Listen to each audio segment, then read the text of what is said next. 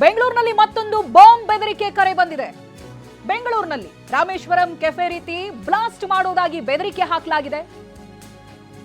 Police ಆಯುಕ್ತರ control ರೂಮ್ಗೆ ಕರೆಯನ್ನ ಮಾಡಲಾಗಿದೆ. ಬಾಂಬ್ ಬ್ಲಾಸ್ಟ್ ಮಾಡ್ತೀವಿ ಅಂತ ಅಪರಿಚಿತ ವ್ಯಕ್ತಿ ಕರೆಯನ್ನ ಮಾಡಿ ಬಾಂಬ್ ಬ್ಲಾಸ್ಟ್ ಮಾಡೋದಾಗಿ ಹೇಳಿದ್ದಾನೆ.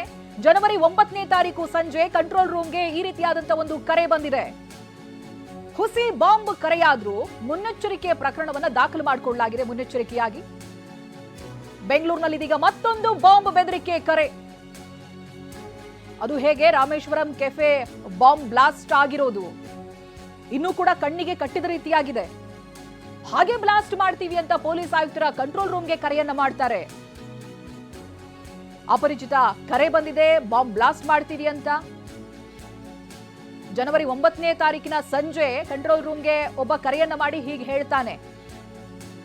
ಇದು ಹುಸಿ ಬಾಂಬ್ ಕರೆಯಾದ್ರೂ ಕೂಡ ಮುನ್ನೆಚ್ಚರಿಕೆ ವಹಿಸಲೇಬೇಕು, ಹಾಗಾಗಿ ಪ್ರಕರಣ ದಾಖಲಿಸಿಕೊಂಡಿದ್ದಾರೆ.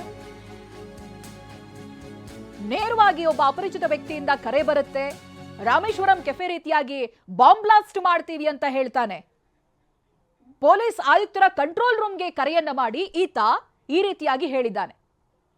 ಕರೆ ಮಾಡಿರುವಂತ ವ್ಯಕ್ತಿ ಯಾರು ಏನು ಯಾವುದೂ ಗೊತ್ತಿಲ್ಲ. ಬಟ್ ಬಾಂಬ್ ಬ್ಲಾಸ್ಟ್ ಕರೆ ಬಂದಾಗ ಬೆಚ್ಚಿ ಬೀಳೋದು ಸಹಜ.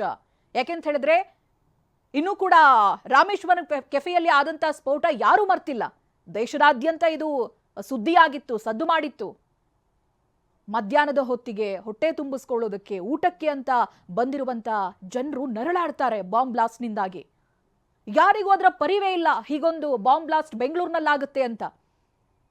ಈ ಬಗ್ಗೆ ಡೀಟೇಲ್ಸ್ ಅನ್ನ ಪಡೆದುಕೊಳ್ತಾ ಹೋಗ್ತೀನಿ. ಪ್ರತಿನಿಧಿ ಪ್ರಜ್ವಲ್ ಫೋನ್ ಸಂಪರ್ಕದಲ್ಲಿದ್ದಾರೆ. ಪ್ರಜ್ವಲ್, ಹೇಳಿದಾಗೆ ರಾಮೇಶ್ವರಂ ಕೆಫೆಯ ಬಾಂಬ್ ಬ್ಲಾಸ್ಟ್ ಯಾರು ಕೂಡ ಮರೆಯೋದಕ್ಕೆ ಸಾಧ್ಯ ಇಲ್ಲ. ಈಗ ಪೊಲೀಸ್ ಆಯುಕ್ತರ ಕಂಟ್ರೋಲ್ ರೂಮ್ಗೆನೆ ಕರೆ ಬಂದಿದೆ, ಬಾಂಬ್ ಬ್ಲಾಸ್ಟ್ ಮಾಡ್ತೀವಿ ಅನ್ನೋದಾಗಿ. ಯಾವಾಗ ಬಂದಿರುವಂತ ಕರೆ ಇದು? ಏನೇನ್ ಡೀಟೇಲ್ಸ್ ಸಿಗ್ತಾ ಇದೆ ಪ್ರಾಥಮಿಕವಾಗಿ ಪ್ರಜ್ವಲ್?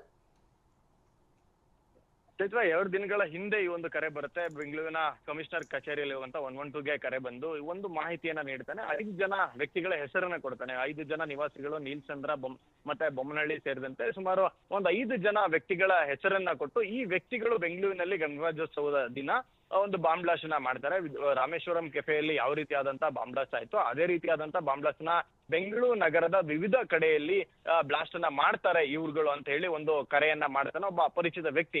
ಆತ ಯಾರು ಅನ್ನೋದ್ರ ಬಗ್ಗೆನೂ ಸಹಿತ ಹುಡುಕಾಟ ಮಾಡುವಂತ ಕೆಲಸವನ್ನ ಬೆಂಗಳೂರಿನ ವಿಧಾನಸೌಧ ಪೊಲೀಸರು ಮಾಡ್ತಿದ್ದಾರೆ. ಜೊತೆಗೆ ಈ ವ್ಯಕ್ತಿಗಳು ಯಾರ್ಯಾರ ಹೆಸರನ್ನ ಹೇಳಿದ್ರೆ ಅವರು ನಿಜವಾಗ್ಲೂ ಆ ವ್ಯಕ್ತಿಗಳ ಎಕ್ಸಿಸ್ಟೆನ್ಸ್ ಇದಾರಾ, ಅವ್ರು ಯಾರು ಅನ್ನೋದನ್ನು ಸಹಿತ ಪರಿಶೀಲನೆ ಮಾಡುವಂತ ಕೆಲಸ ಆಗ್ತದೆ. ಮೇಲ್ನೋಟಕ್ಕೆ ಇದೊಂದು ಹುಸಿ ಬಾಂಬ್ ಕರೆ ಅನ್ನೋ ರೀತಿಯಲ್ಲಿ ಕಂಡು ಬಂದ್ರು ಸಹಿತ, ಆದ್ರೆ ಏನಕ್ಕೆ ಮಾಡ್ದ, ಯಾರು ಮಾಡಿದ್ರು, ಉದ್ದೇಶ ಏನು, ಯಾವುದನ್ನು ಕೂಡ ಲೈಟ್ ಆಗಿ ತೆಗೆದುಕೊಳ್ಳಿಕ್ಕೆ ಆಗೋದಿಲ್ಲ. ಎಲ್ಲದೂ ಕೂಡ ನ್ಯಾಷನಲ್ ಸೆಕ್ಯೂರಿಟಿಯ ವಿಚಾರ ಆಗಿರುತ್ತದೆ ಈ ಸಂದರ್ಭದಲ್ಲಿ. ಅಂದ್ರೆ ನ್ಯಾಷನಲ್ ಸೆಕ್ಯೂರಿಟಿಯ ವಿಚಾರ ಆಗಿರುತ್ತದೆ ಈ ಸಂದರ್ಭದಲ್ಲಿ. ಅಂದ್ರೆ ಜನವರಿ ತಿಂಗಳಲ್ಲಿ ಇಂಥ ತುಂಬಾ ದೊಡ್ಡ ಇನ್ಸಿಡೆಂಟ್ ನಡೆಯುವಾಗ, ಕಾರ್ಯಕ್ರಮ ನಡೆಯುವಾಗ ಈ ರೀತಿಯಾದಂಥ ಬೆದರಿಕೆ ಕರೆಗಳು ಬಂದಾಗ ಇದಕ್ಕೆ ತುಂಬಾ ಇಂಪಾರ್ಟೆನ್ಸ್ ಹೆಚ್ಚಾಗುತ್ತೆ. ಹೀಗಾಗಿ ಪೊಲೀಸರು ವಿಧಾನಸೌಧ ಪೊಲೀಸ್ ಠಾಣೆಯಲ್ಲಿ ಒಂದು ಸುಮೋಟೋ ಕೇಸನ್ನು ಕೂಡ ದಾಖಲು ಮಾಡ್ಕೊಂಡಿದ್ದಾರೆ. ಜೊತೆಗೆ ಬೇರೆ ಕಡೆ ಅವ್ರು ಯಾವ್ಯಾವ 5-6 ಜನ ವ್ಯಕ್ತಿಗಳ ಹೆಸರನ್ನ ಏನು ಹೇಳಿದ್ದ, ಅಡ್ರೆಸ್ ಅನ್ನ ಹೇಳಿದ್ದ, ಆ ವ್ಯಕ್ತಿಗಳ ಹುಡುಕಾಟಕ್ಕೂ ಕೂಡ ಮುಂದಾಗಿದ್ದಾರೆ. ಎಲ್ಲದಕ್ಕಿಂತ ಹೆಚ್ಚಾಗಿ ಕರೆ ಮಾಡಿದಂತ ವ್ಯಕ್ತಿ ಯಾರಿದ್ದಾನೆ ಅವನನ್ನ ಪತ್ತೆ ಮಾಡಲಿಕ್ಕೆ ಸಹಿತ ಮುಂದಾಗಿದ್ದಾರೆ. ಈತ ಫೋನ್ ಮಾಡಿ ನೇರವಾಗಿ ಒಂದು ಬೆದರಿಕೆಯನ್ನು ಹಾಕಿದ್ದಾನೆ. ರಾಮೇಶ್ವರಂ ಕೆಫೆಯಲ್ಲಿ ಯಾವ ರೀತಿಯಾಗಿ ಬ್ಲಾಸ್ಟ್ ಆಗಿತ್ತು ಅದೇ ರೀತಿಯಾಗಿ ಜನವರಿ 26 ಗಣರಾಜ್ಯೋತ್ಸವದ ದಿನ ಗಣ್ಯರ ಮನೆಗಳ ಮೇಲೆ ದಾಳಿಯನ್ನ ಮಾಡಲಾಗುತ್ತೆ ಅನ್ನೋ ರೀತಿಯಲ್ಲಿ ಹೇಳಿಕೆಯನ್ನ ನೀಡಿದ್ದಾನೆ ಫೋನಲ್ಲಿ. ಸದ್ಯ ಕೇಸನ್ನು ದಾಖಲು ಮಾಡಿರುವಂತ ಪೊಲೀಸರು ತನಿಖೆಯನ್ನ ಮಾಡಿದ್ದಾರೆ. ಈ ಕ್ಷಣದವರೆಗೆ ಇದೊಂದು ಹುಸಿ ಫೋನ್ ಕರೆ ರೀತಿಯಲ್ಲಿ ಕಂಡು ಬರ್ತದೆ. ಓಕೆ, ಥ್ಯಾಂಕ್ ಯು ಪ್ರಜ್ವಲ್ ಮಾಹಿತಿಗಾಗಿ.